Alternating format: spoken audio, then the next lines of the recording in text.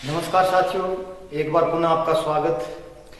अभी तक जो भी वीडियोज अपन ने बनाए हैं उनमें वर्ण के बारे में चर्चा की थी कि सामान्य रूप से वर्ण कितने होते हैं, पाणिनीय शिक्षा में वर्ण कितने होते हैं।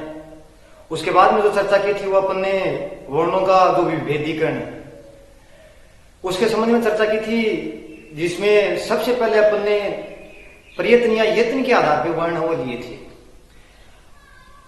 आप लोगों ने देखा होगा कि जो भी अपने यत्न और प्रयत्न पढ़े थे उसमें अपने जो भी बाह्य प्रयत्न पढ़े थे उन बाह्य प्रयत्नों में उदात्त, अनुदात्त और स्वरित में स्वर पढ़े थे। उन स्वरों को न तो अल्पप्राण में लिया था न ही घोष में लिया था, क्योंकि संस्कृत के विद्वानों ने जब इनका विभाजन किया था उसमें इनकी कोई चर्चा नहीं की थी और आज वही परिपाटी है जिसको अपन अपना रहे हैं। लेकिन कई बार एग्जाम में जो प्रश्न है वो हिंदी के बेस पे पूछ लेता है कि भाई स्वर क्या होते हैं, तो ध्यान रहे स्वर अल्पप्राण भी होते हैं और स्वर जो होते हैं वो घोष भी होते हैं। आज का जो वीडियो है वो वीडियो उन बच्चों को भी आप दिखाएं जो कक्षा 6 में पढ़ते हैं, 7 में पढ़ते हैं, 8 में पढ़ते हैं या फिर 9, 10, 11, 12 में पढ़ते हैं, क्योंकि उन बच्चों के सामने जब ये उच्चारण स्थान समझ में आ जाएगा तो उसके बाद में वो काफी हद तक शब्द शुद्धि कर लेंगे। क्योंकि अधिकांशतः ये होता है कि कोई भी उच्चारण स्थान का जो वर्ण होता है उस वर्ण के पास में आने वाला वर्ण भी उसी उच्चारण स्थान का होता है और जो सबसे ज्यादा शुद्धिकरण में है वो पूछा जाता है। वर्णों की व्युत्पत्ति जो करते हैं या फिर जैसे मान लीजिए उनमें कोई उपसर्ग वगैरह जोड़ते हैं या किसी भी संधि का अगर निर्माण करते हैं तो उसमें भी काफी हद तक अपन देखते हैं कि संधि होने वाला जो वर्ण है या उसके स्थान पे जो आने वाला वर्ण है वो उसी उच्चारण स्थान का होता है। अब जिस उच्चारण स्थान की अपन चर्चा करने वाले हैं उस उच्चारण स्थान में कभी भी ये नहीं आके कि कक्षा 6 का बच्चा पढ़ नहीं सकता है, कक्षा 7 का बच्चा वो याद नहीं कर सकता है, कक्षा 8 का बच्चा है वो याद नहीं कर सकता है, क्योंकि आजकल के जो बच्चे हैं उनमें दिमाग अपने से ज्यादा होता है। इसलिए इस वीडियो को जब आप देखते हो तो उन बच्चों को भी साथ में बिठाइए और उन्हें भी याद करवाइए। आने वाले कंपटीशन में उनके भी काम में आएंगे और इस महामारी के समय में भी काफी हद तक उनको सीखने को मिलेगा। तो अपन जो टॉपिक शुरू कर रहे हैं उसका नाम है उच्चारण स्थान।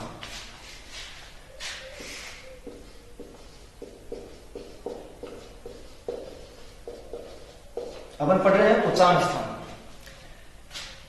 हिंदी उन बच्चों की सबसे मजबूत होती है जिन बच्चों के संस्कृत होती है, यानी जो संस्कृत व्याकरण रखते हैं उन बच्चों की हिंदी की जो ग्रामर है वो अपने आप ही मजबूत हो जाती है। और उसमें जो पहला जो टॉपिक आता है उन बच्चे के सामने उच्चारण स्थान है वही रखा जाता है। अब किस पुस्तक के अनुसार कितने उच्चारण स्थान होते हैं, किस विद्वान ने कितने माने हैं, तो इस उच्चारण स्थान की जब बात आती है 3 बातें अपनी याद करते हैं। और इन 3 बातों में जो पहली बात आती है वो ये आती है कि मूल या मुख्य उच्चारण स्थान कितने होते हैं। दूसरी जो बात आती है वो पाणिनि के अनुसार आती है कि पाणिनि के अनुसार उच्चारण स्थानों की संख्या वो कितनी मानी गई। और तीसरी जो बात आती है दोस्तों वो कुल उच्चारण स्थान की आती है। काफी बार एग्जाम में प्रश्न आता है, 2 बार आया राजस्थान के संदर्भ में और दोनों बार ये प्रश्न वो डिलीट हो गया, क्योंकि ये जो ऑप्शन इसके सामने आने वाले हैं, जो संख्याएं इनके सामने आने वाली हैं उन संख्याओं में एक ही आता है या फिर जो प्रश्न बनाया जाता है वो मुख्य, पाणिनि और कुल के आधार पर बनाया जाता है। तो ध्यान रहे मुख्य या मूल जो उच्चारण स्थान होते हैं वो 7 होते हैं और पाणिनि के जो उच्चारण स्थान मान्य है वो कितने मान्य हैं, 8 मान्य हैं। लेकिन कुल उच्चारण स्थानों की अगर बात की जाए तो वो कितने होते हैं, 11 होते हैं। एक बार पुनः देख लीजिए, मूल या मुख्य उच्चारण स्थान है वो 7 होते हैं, पाणिनि के अनुसार इनकी संख्या वो 8 मानी गई है और कुल जो उच्चारण स्थान होते हैं उनकी संख्या 11 होती है। इस उच्चारण स्थान को कभी भी रटना नहीं है।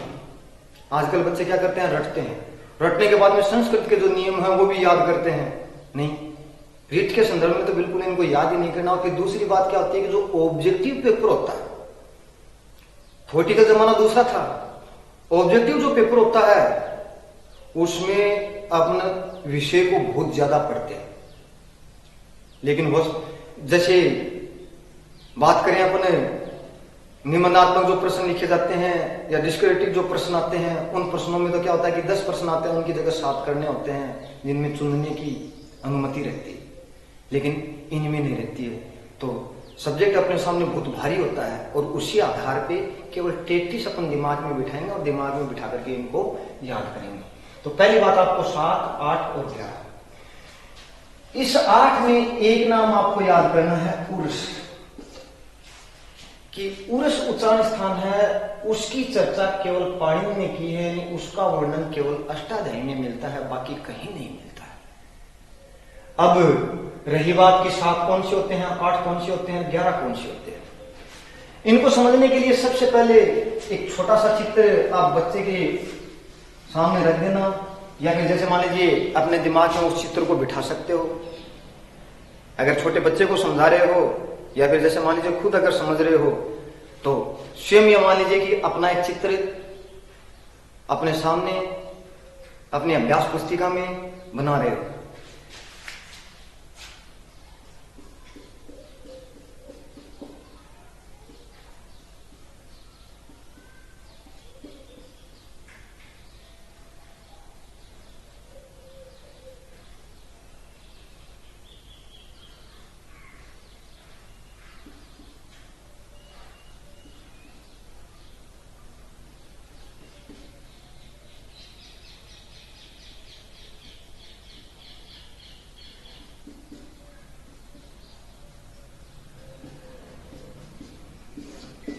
एक व्यक्ति का चित्र जैसे अपन ने बनाया, और इस व्यक्ति के चित्र में अगर अपन समझना चाहें तो 5 उच्चारण स्थान हो आराम से समझ सकते हैं। ये चित्र अगर बच्चे को दिखाया जाता है या खुद के द्वारा अगर देखा जाता है तो अपने सामने सबसे पहले नाक नजर आती है, नाक के बाद में मुख नजर आता है, और इसका जो सीधा संबंध होता है वो फेफड़ों से होता है।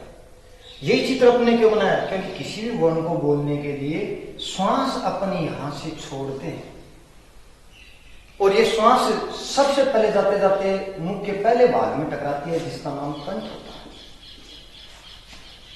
कंठ के बाद में और आगे इसका क्रम चलता है, धीरे धीरे श्वास वो यहां पे आ जाती है जहां एक कोमल स्थान होता है जिसको अपन तालु कहते हैं। छोटे बच्चे का तालु आप देख भी सकते हो, यहाँ पे कोमल रूप में दिखाई देगा। उसके बाद में जैसे श्वास आगे चलती है तो उस तालु के बाद में एक कठोर स्थान आता है जिनको मसूलों के रूप में या कठोर तालु के रूप में जाना जाता है, जिसको अपन नाम देते हैं मूर्धा। मूर्धा के बाद में जैसे आगे अपन बढ़ते हैं तो अपने मुख में दांत आ जाते हैं, और दांत संस्कृत या तत्सम रूप में दंत कहलाते हैं। दांतों के बाद में यहां जो आते हैं वो ओष्ठ आते हैं। ओष्ठ यानी नंबर 1 पे अपन ने कंठ लिया, नंबर 2 पे तालु लिया, नंबर 3 पे मूर्धा लिया, नंबर 4 पे दंत लिया, और नंबर 5 पे ओष्ठ लिया। अब अपन एग्जाम बोलने में क्या सोचे कि बैठे बैठे सोच सकते हैं कि श्वास यहां से चली, सबसे पहले कंठ में टकराई, कंठ के बाद में कोमल स्थान आया यानी तालु आया, तालु के बाद में कठोर तालु आया यानी मूर्धा आया, मूर्धा के बाद में दंत आए, और दांतों के बाद में ओष्ठ आया। तो नंबर 1 कौन सा आया? कंठ, नंबर 2 तालु, नंबर 3 मूर्धा, नंबर 4 दंत, नंबर 5 ओष्ठ। तो नंबर 1 कंठ, नंबर 2 तालु, उसके बाद नंबर 3 पे लेते हैं मूर्धा, नंबर 4 पे लेते हैं दंत, नंबर 5 पे लेते हैं ओष्ठ, और फिर उसके बाद में इस चित्र को भूल जाना है। इससे पहले वाले वीडियो में अपने एक चर्चा की थी कि भाई नाम संस्कृत में जो कैवर्ग होता है उसको कु कहते हैं, चैवर्ग होता है उसको चू कहते हैं, टैवर्ग होता है उसको टू कहते हैं, तैवर्ग होता है उसको टू कहते हैं, और पैवर्ग होता है उसको पू कहते हैं। यानी पू चू टू टू पू। हिंदी के संदर्भ में अगर जानोगे तो इसको आप कैवर्ग कह सकते हो, इसको आप चैवर्ग कह सकते हो, इसको आप टैवर्ग कह सकते हो, इसको आप टैवर्ग कह सकते हो, सॉरी टैवर्ग, और इसे आप पैवर्ग कह सकते हो। अब क्यों ना अपन इनको नंबर दें कि 1 2 3 4 और 5, एक वाला एक के पास रख दो, दो वाला दो के पास, तीन वाला तीन के पास, चार वाला चार के पास और पांच वाला पांच के पास। तो यहां सबसे पहले अपने जैसे रखा पू, यहां पे रखा चू, यानी कैवरक, चू का मतलब चैवरक, टू टैवरक, टू टैवरक और पू कैवरक। अब ये 25 वर्ण आ गए साथ, क्योंकि कै की जो पूरी पंक्ति है वो इसमें होती है, यानी कै के 5 वर्ण और कंठ हो गए। अब जैसे संस्कृत में इनका नाम दोगे तो कंठे कर दो, और हिंदी में अगर नाम दोगे तो इसका कंठे कर दो। संस्कृत में इसको अगर कहोगे तो तालु कर दो, इसको मुर्दा कर दो। हिंदी में जैसे जाओगे तो इसका नाम ताले भी हो जाएगा, इसका नाम मूर्धन्य हो जाएगा। इसे अगर कहोगे तो संस्कृत में दंत, अब दंत है वो एक नहीं बहुत सारे होते हैं। क्यों? कभी ना कभी कक्षा 6 में आपने पढ़ा है कि राम है, रामो और रामा, और ये नाम जैसे अपने सामने आया तो एक राम, दो राम और दो से अधिक यानी बहुत से राम। तो यानी आप कह सकते हो कि 32 राम, दांत कितने 32 है। तो इसका मतलब यहां जो विसर्ग है वो विभक्ति के रूप में है, औ है वो भी विभक्ति के रूप में, और आ के आगे विसर्ग है, और यानी आ से विसर्ग है वो भी विभक्ति के रूप में। तो क्यों ना अपने यहां बहुवचन में बनाएंगे तो ये रूप ले लेंगे, तो इसका नाम दंता हो गया। साथियों, ओष्ठ जो होते हैं वो दो होते हैं, एक ऊपर वाला एक नीचे वाला, दो होते हैं। तो एक वचन होता है, द्विवचन द्विवचन होता है। द्विवचन में मात्रा औ की आई तो यहां अपन मात्रा औ के लगा सकते हैं। तो पू है वो, ओष्ठ हो गया। अब उसके बाद में जैसे चलो ये तो नॉर्मली अपने सीख लिए, आगे अपने सामने ये रलवे भी आते हैं, स है भी आते हैं। उनको भी कैसे याद करें? एक छोटा बच्चा भी इस चीज को भूलता नहीं है, आप तो बड़े दिमाग वाले हो, थोड़ा सा दिमाग लगाइए।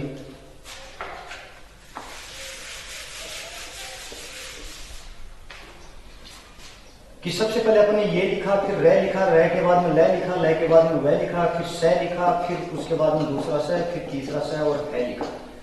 अब 33 व्यंजन जब लिखते हैं तो है वो अंत में आता है, और जो वर्ण अंत में आता है, यानी जो भी व्यक्ति अंत में आता है उसको बेचारे को कम मिलता है, तो लोगों की उसके प्रति सहानुभूति हो जाती है। या फिर दूसरे संदर्भ में अपन जाने कि ये यानी शैतान, शैतान, और ये बेचारा अलग उच्चारण वाला है, इसको यहां से निकाल दिया और ये भटक रहा है, निकाल दिया तो यहां एक बार 0 लगा सकते हैं, और भटकते भटकते भटकते इस गांव को छोड़ करके इस गांव के पास आ जाता है, और इस गांव में रहने वाले अपन लोग हैं। हाँ, हम अपन लोग हैं। अब ये जो भटकते भटकते अपने सामने आया है, इसका आने का जो समय या फिर जो तिथि है वो निश्चित नहीं थी, इसको अपने अतिथि मान लिया। और अतिथि जो भी होता है उसको भारत में मेहमान के रूप में माना जाता है। और आप जानते हो कि मेहमान जब अपने घर में आता तो कोने में पटकते हैं या आगे रखते हैं? आगे रखते हैं, आगे रखते हैं। तो ये है को अपने आगे रख दिया, लेकिन यहाँ की जगह खाली है इसलिए 0 लगा दिया। अब इसको नंबर दे दो, ये 1 है, ये 2 है, ये 3 है, उसके बाद में ये 4 है और ये 5 है। एक वाला 1 के स्थान पे रख दो, यानी है यहाँ पे आ गया। उसके बाद में अगर करते हैं तो है के नीचे क्या है? 0 है। उसके बाद में ये यहाँ पे आ गया, ये के नीचे क्या है? स है। उसके बाद में रे यहाँ पे आ गया, रे के पास में दूसरा स है। उसके बाद में अगर मान लीजिए अपन बात करें कि ल है, ल यहाँ पे आ गया तो इसके साथ में तीसरा स है, और यहां एक बार आप दोनों को छोड़, तो इस आधार पे 33 नहीं 32 वह को छोड़ा, 32 वर्णों का जो उच्चारण स्थान है वो इस आधार पे हो जाता है। उसके बाद में एक बार वह को अगर बोल के देखेंगे, एक बार वह को अगर बोल के देखेंगे तो स्थिति अपने सामने दूसरी होगी, जिसकी चर्चा अपन बाद में करेंगे। इसलिए वह वर्ण है वो एक बार साइड में अपन छोड़ रहे हैं। उसके बाद में आएगी स्वर। स्वर में सबसे पहले ए और आ का जोड़ा आता है, फिर उसके बाद में ई और ई का जोड़ा आता है, फिर उसके बाद में उ और उ का जोड़ा आता है, फिर संस्कृत में री का जोड़ा आता है। उसके बाद में अगर आता है तो द्री आता है, द्री के बाद में आता है वो ए या ऐ आता है, और जस्ट उसके बाद में अगर करते हैं तो ओ और औ करते हैं। यानी नंबर 1 पे आया, नंबर 2 पे आया, नंबर 3 पे आया, नंबर 4 पे आया, नंबर 5 पे आया, नंबर 6 पे आया, नंबर 7 पे ये आया। अब इनको भी स्थानागर देंगे तो 5 ही रखने पड़ेंगे अपने को, क्योंकि ये तो छोड़ने पड़ेंगे। अब ये जो 5 है वो ये हैं, तो एक बार 6 और 7 को छोड़ दो और इनमें से लास्ट के 2 वर्ण ले लो साथ, री। इस री का उच्चारण इनमें से रे की तरह होता है। कैसे? रे, रा, री। तो इसका मतलब जब इसका उच्चारण मूर्धा में स्पर्श करने पे होता है तो यहां री भी आ जाता है, तो री गया। ली है उसका उच्चारण ले, ला, इस तरीके से अपन करते हैं, तो ली है वो यहां पे आ जाता है, ली भी गया। ये दोनों स्थान आपने दे दिए, ये भी दे दिया, ये भी दे दिया। शेष इधर 3 बचे, यहां भी शेष में एक ये बचा, उसके बाद में एक ये बचा, एक ये बचा। तो क्रम से इनको लिखते जाओ कि ए, आ यहाँ पे आ गया, ई और ई यहाँ पे आ गया, उसके बाद में अगर देखते हैं तो ऊ और ऊ यहाँ पे आ गया, बड़ी री को भी रख दो। और अब ये बच गई, ये बच गई। तो इसके संदर्भ में जानेंगे, अपने आप इनमें से 2 नाम निकल करके आपके सामने आ जाएंगे कि कोई भी व्यक्ति जब ए का निर्माण करता है तो उसमें ए जोड़ता है और ई जोड़ता है, और कोई भी व्यक्ति अगर ओ का निर्माण करता है तो उसमें ए और ऊ को जोड़ता है। जैसे उसने ए और ई को जोड़ा, ए का निर्माण हुआ। ए का मतलब हो गया साहब कंठ, मतलब ए का उच्चारण स्थान कंठ। ई का मतलब हो गया, देखो कहां रखा है, तालु, तो इसके साथ में तालु जोड़ दिया। इसी प्रकार से यहां भी अगर देखेंगे, ऊ हर्षोई कर दीजिए, ये अपन ने कहा कंठ है, और ऊ जो है वो देखो किस में आया है, ओष्ठ में आया है। और जैसे ये नाम जोड़ते हैं तो आप एक बार क्रम से, क्रम कोई भी है, क्रम कभी नहीं पूछेगा कि उच्चारण स्थान का क्रम क्या होता है, ये समझने के लिए मैं बता रहा हूं कि नंबर 6 पे जैसे अपन ने लिया तो इसका नाम हो गया साहब कंठ तालु, और नंबर 7 पे जैसे अपन आए तो इसका नाम हो गया कंठोष्ठ, कंठोष्ठ। तो इसमें आ गया ए के साथ में इसका भाई बैठा ऐ, यहां आ गया ओ, और इसके साथ में आ गया औ। अब यहां पे एक छोटा सा नाम आपको याद करना पड़ेगा, क्योंकि पिछले वाले वीडियो में मैंने कहा था कि संस्कृत का कोई भी वर्ण आता तो वो कार में बैठ करके आता है। कहा भी था कि ए अगर कार में बैठ जाएगा अकार होगा, यानी कार लगता, कार यानी कार्य लगता है। तो वह अगर किसी के साथ बैठ करके आएगा तो कार के साथ ही बैठ करके आएगा, तो वह कार हो गया।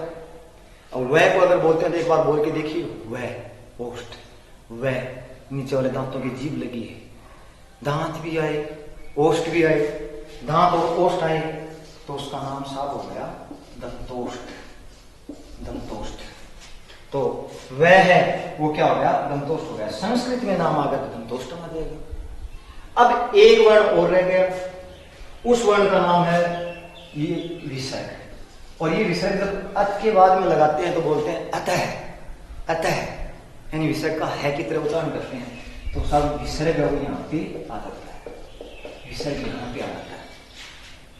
अब संस्कृत के तरीके से इनको कैसे याद करें, क्योंकि ऑब्जेक्टिव जो पेपर होता है उसमें लिखा हुआ आता है,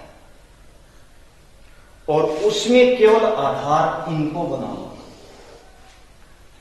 और इनको आधार अगर बनाया, कोई भी सूत्र अपने सामने आया कि जैसे अपू है, विसर्जनीय नाम और खाली स्थान आएगा। अब आप देख लो कि ऊ चू टू तू पू में से कौन सा वर्ण आ रहा है, तो यहां पर देखते हैं कि कू चू टू तू पू में से कू आ रहा है। कू अगर आ रहा है तो इसका मतलब कंठ आ रहा है, तो इस खाली स्थान में अपना नाम है वो ऑप्शंस मिलेगा, उस ऑप्शंस के अनुसार क्या हो जाएगा, कंठ हो जाएगा। ये बिल्कुल आपको रटने की आवश्यकता नहीं है। कई बच्चे याद करते हैं अपू विसर्जनीय नाम कंठ, इचु ऐसा नाम तालु, ऋतु रसा नाम उर्दा, ऋतु रसा नाम दंता। आपको याद करने की आवश्यकता नहीं है। रात को याद करते हैं, सुबह याद करते हैं, तनाव में आ जाते हैं कि ओ हो ये तो अपने याद ही नहीं हुआ। याद क्यों करते हो? जैसे मान लीजिए मैंने ये पूछ लिया आपको कि उपू उपदमानिया नाम, दमानिया नाम की मात्रा बड़ी हो छोटी हो अपने को देखनी नहीं है। ऊ आ गया, ऊ भी है, ऊ नहीं आ गया तो पू आ गया, पू आ गया चाहे मात्रा बड़ी हो या छोटी हो, कौन सा हो गया, ओष्ठ हो गया। तो ये बिल्कुल आपको किसी न किसी गाइड में मिल जाएंगे कि अपू विसर्जनीय नाम कंठ है, इचु ऐसा नाम तालु, ऋतु रसा नाम मूर्धा, ऋतु लसा नाम दंता, उपूप दमनानिया नाम ओष्ठो, वकार से दंतोष्टन। इनके संदर्भ में थोड़ा सा जरूर देख लो कि कंठ तालु और कंठोष्ठ ये जैसे ही आते हैं तो तय को साथ में लेकर के आते हैं। तय एत हो गया, ऐत हो गया। जैसे इनकी संधि होती है तो ये शब्द अपने सामने बन जाता है एतैत। और संस्कृत में विसर्ग लग के आते हैं संधि होकर के, जैसे मन जोड़ बल मनोबल, तो उसी प्रकार से संधि होकर के कोई तीसरा वर्ण आता है, कोई स्वर आता है, संधि होकर के ये बन जाता है। अब एदेतो, अब वो कहेगा एदेतो किम, आप कहोगे कंठ तालु।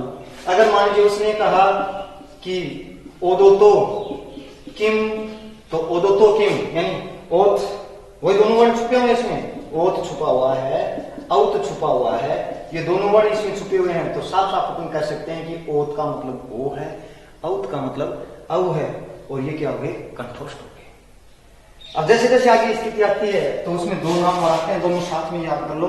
एक तो आता नंबर 9 पे नासिका, और नंबर 10 पे भी आप नासिका ही याद करना, नासिका ही। अब ये नासिका और ये नासिका, इसके आगे चय लगा दो। अब नासिका चय, अब नासिका चय, चय मतलब और, तो इसका मतलब शोर है कि कोई भी कोई वर्ण पहले आ चुका है और नासिका भी बनने जा रहा है। तो ऐसी स्थिति में ये भी हो जाएगा, मैं भी हो जाएगा, न भी हो जाएगा, अण भी हो जाएगा, न भी हो जाएगा। तो ये मैं न ये वर्ण पहले भी आ चुके हैं। तो इसका मतलब इन वर्णों का उच्चारण स्थान 2 है। मतलब कंठ भी है, तालु भी है, मूर्धा भी है, दंत भी है, ओष्ठ भी है। ध्यान देना, ये 5 वर्ण ऐसे हैं जिनका उच्चारण स्थान 2 है। कितने वर्ण? 5 वर्ण। कितने उच्चारण स्थान वाले? 2 उच्चारण स्थान वाले। थोड़ा सा मिटा देता हूं।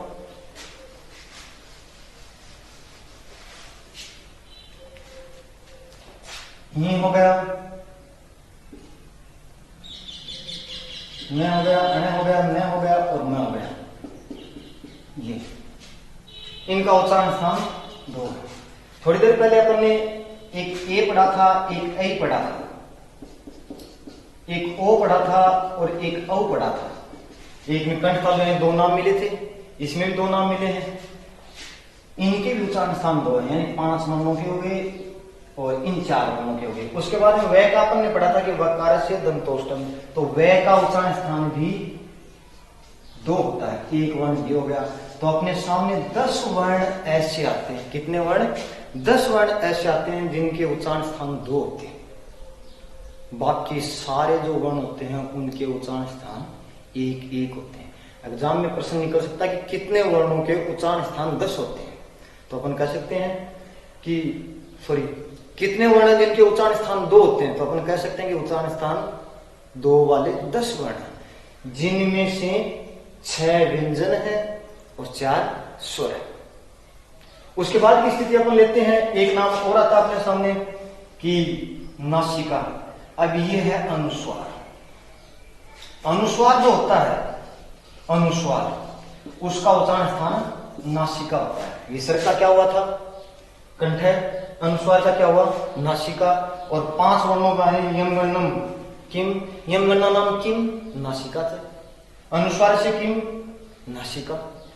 एक नाम आता है अपने सामने नंबर 11 पे, जीवामूली।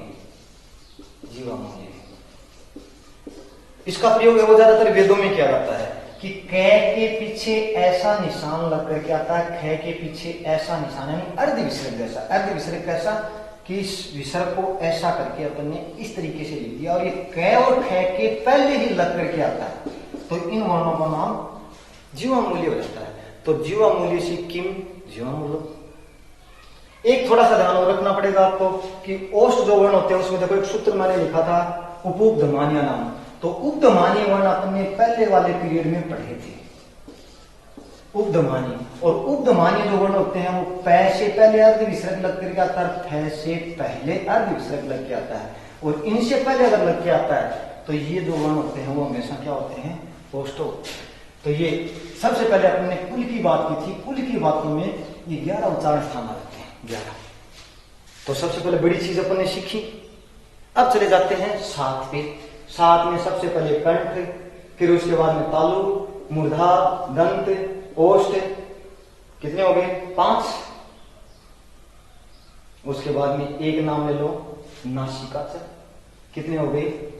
6। और एक नाम ले लो जीवामूली, यानी कंठ, तालु, मूर्धा, दंत, ओष्ठ, ओष्ठ के बाद में नासिका च और जीवामूली, ये होते हैं 7। कभी नहीं पूछेगा, लेकिन फिर भी ध्यान रखना चाहिए कि ये 7 जो मूल होते हैं, मुख्य होते हैं, उनमें ये है। और इन 7 में एक उर्स को जोड़ देते हो तो आप पाणिनि का नाम याद कर लेना। एक बार फिर बता रहा हूं, 11 नाम आपके सामने, लेकिन 7 की बात अगर करोगे तो 5 ये शुरू वाले ले लेना, उसके बाद में एक 9 नंबर वाला ले लेना और एक 11 नंबर यानी नासिका च ले लेना और जीवामूली ले लेना। तो इस आधार पे इनकी जो संख्या है वो संख्या अपने याद कर सकते हैं। अब रही बात कि भाई एग्जाम में जो प्रश्न है वो प्रश्न बिल्कुल सटीक और सीधे तरीके से है ना वो पूछा जाता है। आगे वाला जो वीडियो है वो वीडियो अपन बनाएंगे, वो माहेश्वरी सूत्रों से संबंधित वीडियो बनाएंगे। अब माहेश्वरी जो सूत्र हैं, उन माहेश्वरी सूत्रों को माहेश्वरी सूत्र क्यों कहा जाता है? क्योंकि कई बच्चे तो पहली बार संस्कृत ले रहे हैं, उनके संदर्भ में मैं बता देता हूं। शिव या रुद्र का नाम आपने सुना होगा। शिव, शिव का नाम क्यों लेते हैं? क्योंकि शिव जी सबसे सरल स्वभाव के थे और थोड़ी सी भक्ति से प्रसन्न हो जाते थे, और शीघ्र प्रसन्न होने के कारण इनका नाम आशुतोष पड़ गया। आशु यानी शीघ्र और तोष यानी प्रसन्न रहने वाले। अब कई दंत कथाएं अपन सुनते हैं और अलग अलग अपने को सुनने को मिलता है। संस्कृत का जहां पर भी नाम आता है सबसे पहले अपन को ये याद करना पड़ता है पाणिनि। पाणिनि, और पाणिनि क्यों याद करना पड़ता है? आज जैसे कोरोना नाम की महामारी है वो फैली हुई है, और शायद मैं ये मानता हूं कि इस विश्व का, इस देश का या इस राज्य का वह व्यक्ति अभी तक निठल्ला नहीं बैठा होगा जो साइंटिस्ट है, जो डॉक्टर है, या फिर जो अपने आप में अपने आप को एक बहुत बढ़िया वर्कर मानता है कि मैं कुछ ना कुछ नया खोजूं और कुछ ना कुछ दुनिया को दूं। अब वो व्यक्ति बार बार कोरोना की दवाई है वो ढूंढने में लगा हुआ है। अब ऐसी स्थिति में पुराने समय में भी वेदों को जानने के लिए अनेक विद्वान वो लगे हुए थे, और संयोग से उस पाणिनि को सबसे बड़ा मौका मिला, और इस पाणिनि साहब ने एक वर्णमाला वो अपने सामने प्रस्तुत की। और वो वर्णमाला से नहीं आई, वो वर्णमाला वो शिव से प्राप्त हुई। अब कैसे हुई? कई दंत कथाओं में कुछ सुनते हैं, कई दंत कथाओं में कुछ सुनते हैं। कहा जाता है कि पाणिनि 7वीं यानी 7 साल की उम्र में भी प्रथम कक्षा को पास नहीं कर पाए। तो ऐसी स्थिति में उनके पिता ने उनके ऊपर ताने देने शुरू कर दिए, और वही बात जाकर के अपनी माता से कहते हैं तो माता भी उसके ऊपर उलाहना देती है। अब साहब पाणिनि हैं, वो जाकर के शिव की भक्ति करना शुरू कर देते हैं, और शिव हम प्रसन्न होते हैं। और आप भी जानते हैं कि शिव चाहे प्रसन्न हो चाहे नाराज हो डांस करते हैं, यानी नृत्य करते हैं। अब जब वो नृत्य करते हैं, आज भी अपन जानते हैं कि कोई भी व्यक्ति जब नृत्य करता है तो कोई न कोई वाद्य यंत्र जरूर बजाता है, चाहे वो मोबाइल ही बजाए या फिर हो सकता है कि कोई थिएटर वगैरह वो ही बजाए। जैसे नृत्य करते हैं तो इनके पास भी एक वाद्य यंत्र होता है जिसको अपन डमरू कहते हैं। डमरू जो होती है, एग्जाम में प्रश्न पूछा हुआ कि डमरू को क्या कहा जाता है? डमरू जो होती है उसको ढका या ढकाम कहा जाता है। तो ये 14 बार डमरू बजाते हैं, और 14 बार डमरू बजाते हैं तो 14 माहेश्वरी सूत्रों की उत्पत्ति होती है। अब शिव के द्वारा उत्पत्ति होने के कारण शिव सूत्र भी कहा जाता है, और शिव को महेश्वर भी कहा जाता है, और महेश्वर से उत्पत्ति होने के कारण इनका नाम महेश्वर हो गया। अब उत्पत्ति अपन ये नहीं कह सकते कि इससे हुई है, ये तो एक वाद्य यंत्र था। कोई आदमी ये कह दे कि भाई मैंने जयपुर से यहां के लिए सामान मंगवाया है, और कोई कहते कि सामान कौन लाया? बस लाई, तो एक मजाक बनता है।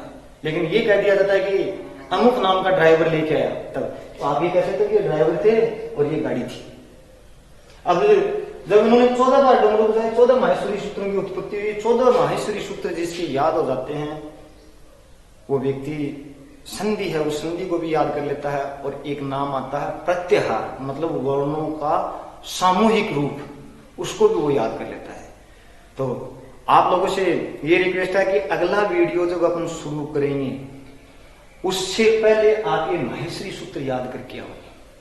अब इस माहेश्वरी सूत्र के संदर्भ में ये कहा जाता है कि ये शिव सूत्र कहलाते हैं, और शिव सूत्र नहीं तो ये प्रत्याहार सूत्र कहलाते हैं। अब देखो कई बच्चों के दिमाग में प्रश्न आ गया होगा कि ये प्रत्याहार कौन सी बीमारी आ गई। बिल्कुल करेंगे अपन, लेकिन इतना आज अपने को याद करना है कि ये प्रत्याहार सूत्र होते हैं।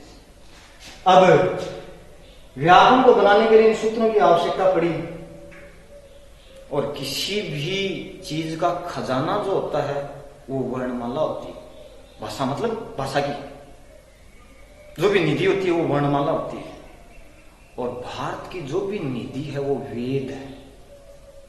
और वेद जो होते हैं वो संस्कृत में समानाय कहलाते हैं। अब इसमें सारे वर्ण छुपे हुए हैं तो इनको वर्ण समानाय भी कहा जाता है। वर्ण समानाय नहीं कहा जाता है तो अक्षर समानाय कहा जाता है।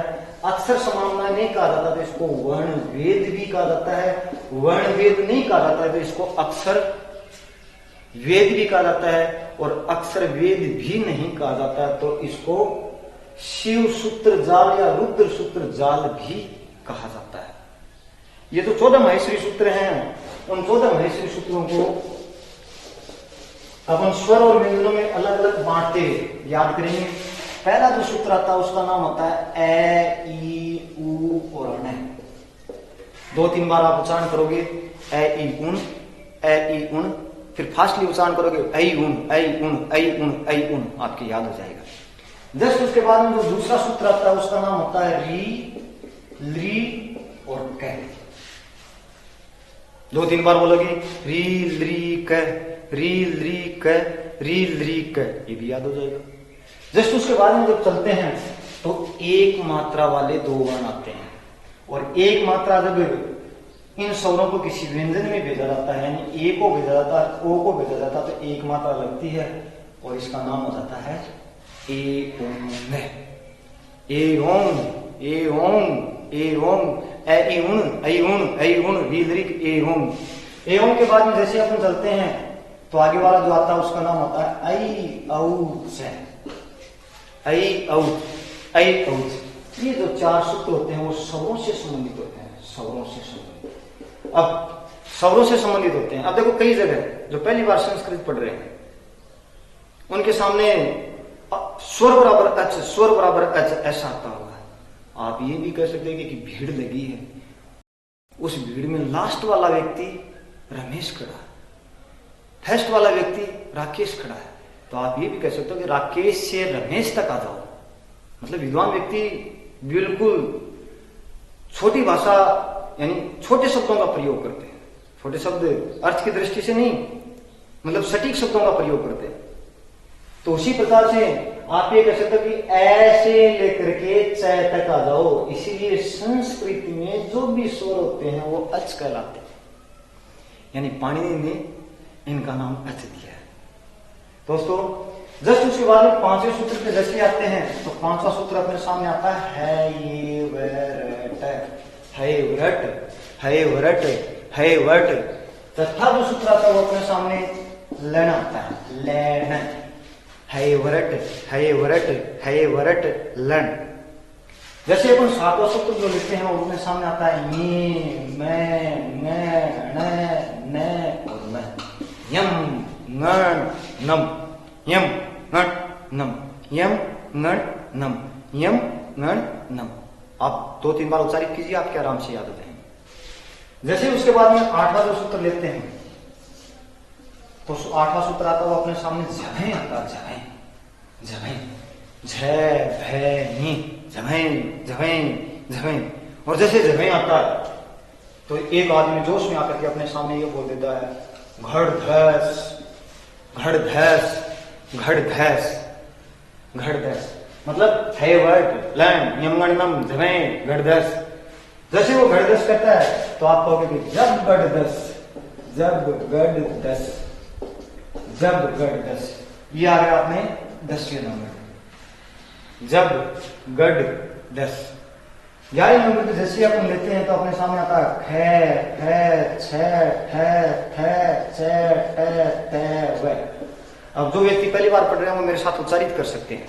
ख, फ, छ, ठ, थ, ख, फ, छ, ठ, थ, ख, फ, छ, ठ, थ, चटताऊ। ख, फ, छ, ठ, थ, चटताऊ। जस्ट उसके बाद में जैसे 12वां सूत्र अगर लेते हैं तो अपने सामने आता है कपे, कपे। अब कई लोग तो ये कहते हैं कि देखो 11 मिल जाए। वो 11 क्यों मिल जाए? क्योंकि 11वां सबसे हार्ड, इसीलिए लोग 11 को शुभ मानते हैं कि 11वां मिल गया तो सब मिल गया।